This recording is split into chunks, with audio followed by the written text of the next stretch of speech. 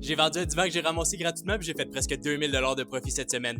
Bienvenue dans l'épisode 8 de la quête du million où est-ce que chaque semaine je te montre tous mes flips, tous mes contrats puis toutes mes dépenses sans aucun niaisage. On n'a aucun nouveau meuble en inventaire cette semaine mais j'ai dépensé 350$ pour qu'on fasse installer des enseignes dehors. Le but c'est que tranquillement pas vite on commence à vendre sans utiliser Marketplace. Ensuite j'ai calculé un beau 150$ pour ce qui est du gaz puis de l'usure du camion. Maintenant c'est l'heure de nos fameuses ventes de la semaine. Premièrement on a vendu le beau sectionnel palissé qu'on avait ramassé dans l'épisode 3. On l'a vendu pour 800$ au total. La seule dépense qu'on a autour de ça, c'est le 150$ de labor que j'ai payé à mon gars pour réparer le divan. Ensuite, on a vendu le beau sectionnel que j'avais volé à ma succursale des Laurentides la semaine passée.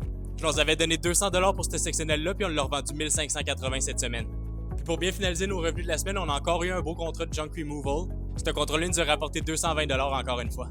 La seule dépense qu'il y a autour de ça, c'est le gaz qu'on met dans le camion, mais c'est déjà compté dans la section dépenses. Puis toi, si tu l'avais vu sur Marketplace, le divan que j'ai ramassé gratuitement puis que j'ai revendu 800$, tu serais-tu allé le chercher? Donc ça nous fait un assez bon bilan pour la semaine. On a un total de 650$ de dépenses versus 2600$ de revenus. Ça nous fait un profit brut de 1950$.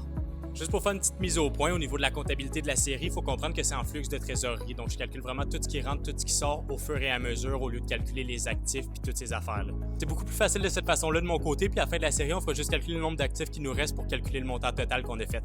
Comme vous pouvez voir, c'est pas compliqué, il faut juste mettre un peu d'effort puis il y a vraiment de l'argent à faire de plusieurs façons différentes.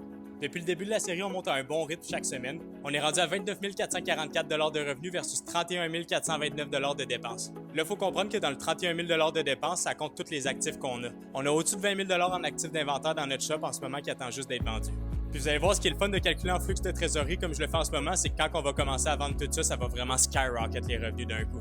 Pour vrai, dans le genre de business que je fais, chaque dollar compte puis chaque semaine s'additionne. On vise le million puis rien de moins. On va se voir la semaine prochaine dans l'épisode 9 de la quête du million.